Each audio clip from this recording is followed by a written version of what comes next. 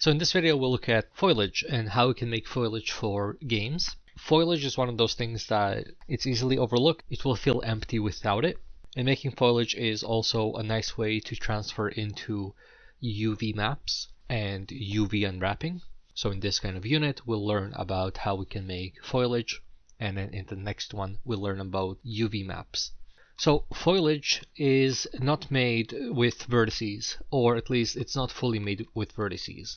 So if I take the sunflower plant, these petals, they're actually fake. They're not vertices. And if I look at the statistics here, this sunflower plant has 536 vertices. So how am I making these sharp points with so little vertices? So if I go into the unlit mode right here, you can see that the sunflower plant is made of circles. And these transparent pieces are made in Photoshop and I just brought into Blender. Same with the leaves. On the leaves it's a little bit harder to see, but for example right here, that is where, even though I have my mesh, that mesh is transparent. So how do we make these transparent kind of textures, and how do we make plants? Well, we make them in Photoshop. So when you open Photoshop, you want to create a blank kind of canvas. You want to make it 1024 pixels. Make sure it's set on pixels. 1024 height as well. And then your resolution should be 70 pixels per centimeter. And then hit create. Okay, now that you're in Photoshop, select the fill tool, the paint bucket right here. If you don't see it, then right click on the gradient and then press paint bucket. And choose like a green color that you like, and then just paint your background. If it doesn't paint, you most likely have the lock on, so just press the lock and then you should be able to paint. Okay, now that you have this, what you want to do is you want to create a mask. It will make creating the plants much easier. So press layer mask and make sure at the top here select the color black and then paint again. And then that will seem like the green disappeared, but that's fine. That's what you want. So now that you're here, select the paintbrush and make sure you select the mask. So the mask should be highlighted and not the green, the black should be. Change the color at the top to white and make sure your brush here is set to the hard round brush, and then you can start drawing your leaf. And so for this one, you're just drawing the outline of the leaf. To get, like say you mess up right here, I at the bottom, I don't like that. So just change the color to black. And then you can mask it out. Okay, and now to add kind of a different color on top of it. So say I want some shading here. Then you want to click on the green. So we want to go away from the mask. You click on the green. Choose the color you want, and now you can change your brush so it's not hard and round. You can make it soft and round.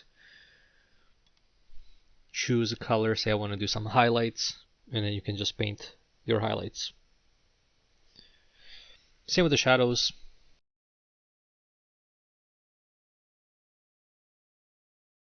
And for the highlight, I'll actually go a little bit more yellow.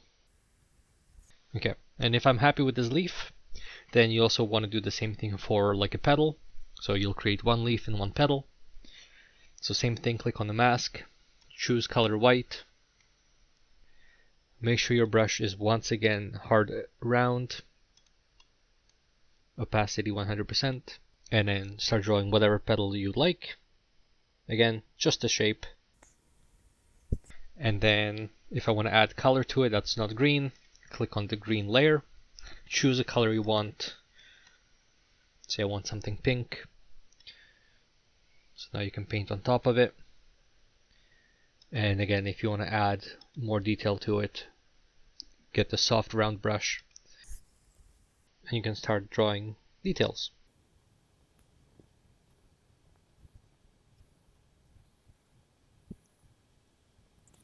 Okay, the flower doesn't have to be perfect. You will be seeing it from far, far away, so it will be kind of harder to see anyway. But yeah, so now that you have your picture made, what you want to do is you want to export it. So go to File, Export, Quick Export as PNG, and then you can just save it. Then when you go back into your Blender, you can open up a new plane or create a new plane, go to shading, create a new material. Then what I will do is I will add that picture we made to this material as a material.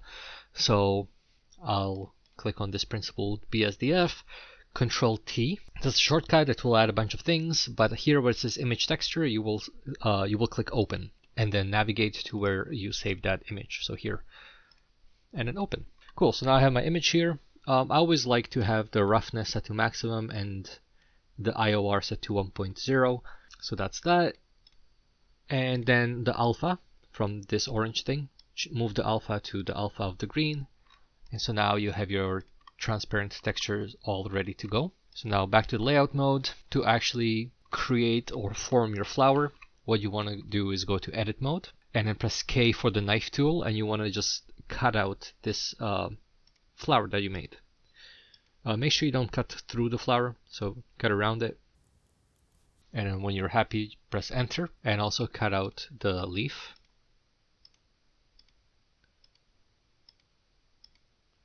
When you're cutting out the leaf, you want to be even. So if I made one cut over here, one there, then I also want to make one on there, there and there. So it's symmetrical. So now I select my flower. I just select the face. Shift D to duplicate. So I duplicated it out. Same thing with this. Shift D to duplicate. Now I press A, P, and I want to separate by loose parts so that when I go to object mode, all three of these things are their own individual pieces. And now I can delete this. So now I have my leaf and my flower. The object origin, so this orange thing, is far away. So I actually want to make the object origin of the leaf right here. So I shift right click for the 3D cursor to move there. And then right click, set origin to 3D cursor. So now the origin is right there. With the flower right here, shift right click to the middle, set origin, 3D cursor. For the leaf, what you want to do is you kind of want to make it bendable. So go to edit mode, and then from the bottom to the top, I select those vertices, press J to join them, and then I will just join the adjacent vertices as well. Same with the flower. And then with the flower, what I'll do is I'll press K, and I'll cut from each vertex to the middle. Then I right click, cut from middle to that one. Right click, cut from there to there. Right click, middle, and there. And then you just repeat this for all of the vertices.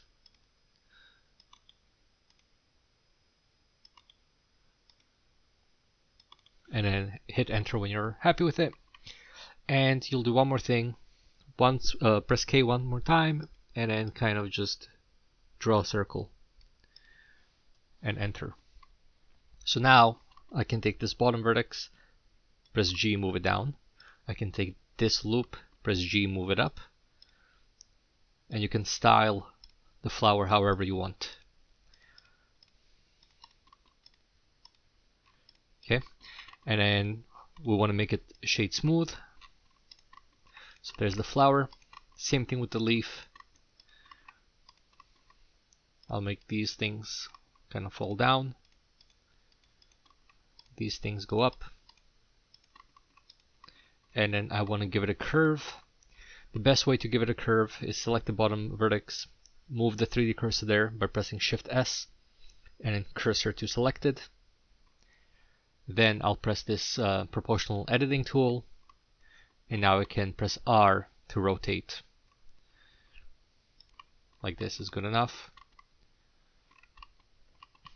And now it's just time to build the flower. So just duplicate a bunch of times, move the leaves around, make them smaller or different in sizes. Okay, so say this is how I like the leaves. I move the flower kind of in the middle. Maybe I want multiple of them, so I'll just duplicate a few 3 times. I move them into position, rotate it around, and then all you need to do is create a stem. And to create the stem, just create a cylinder, but don't make it 32 sides, just make it like 5 sides. And then here where it says cap fill type, say nothing, and then make it thin, and you can just start playing around with it.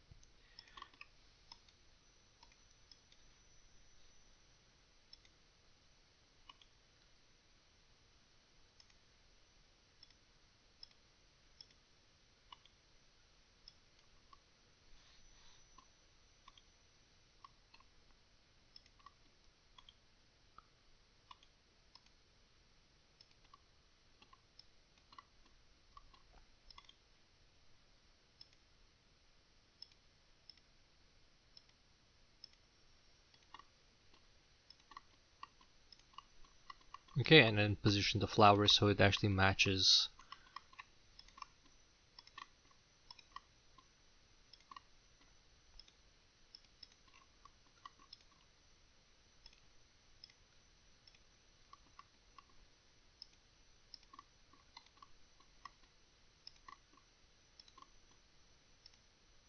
Okay, it doesn't have to be exact, it can be floating. Again, you'll see the flower from afar. The last thing you have to do is you have to set the color of the stem. For this one, you can create a new shading material by pressing shading and then new and then give it a color that matches.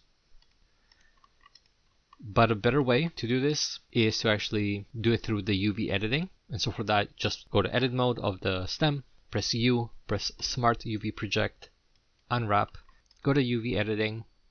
Now at the top here, find your flowers image so that you can see it. Then everything you see here, select it, scale it down, and then just bring it on top of your leaf. Okay, and nothing will seem to have changed, and that is because now in shading, we have to give it the same material that you used for your leaves. So I used the leaf material, I called it flowers. So when I press on the stem, I want to find the flowers. And so now I have the stem.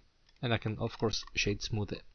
And the final step, just join everything together, select it all, Control J, and then you have your plant. Now when we get into the next chapter, when we talk about UV maps and UV unwrapping, you'll see that what we will be doing is the same thing, but now backwards. So what we did here was we had like a two-dimensional, like a piece of paper. You cut it out, and then you shape it into a 3D object. When we do UVs for an actual game or for other objects, what you'll start out with is a 3D object, then you'll want to create your cuts, and then that will create a 2D mesh. So the next chapter will be doing this backwards, but not with plants anymore. It's going to be something more complex. One way to think of UVs and what we just did is through like these kind of art projects that kids do, where you get a piece of paper, you cut it out where it tells you to cut it out. So it's a 2D, right? A piece of paper is just two-dimensional 2D image. You cut it out and then you glue it together to create a 3D object. And so that's what we just did. But yeah, that's it for this video. So yeah, when you create your flowers, so for your assignment, I think you either have to create 3 or 5 or somewhere in between there. Flowers, you will also have to create them all on one piece of paper, so one sheet in Photoshop. So when you create your flowers and your plants for your own project, you will have to move things around so that they all fit onto one page. So yeah, good luck.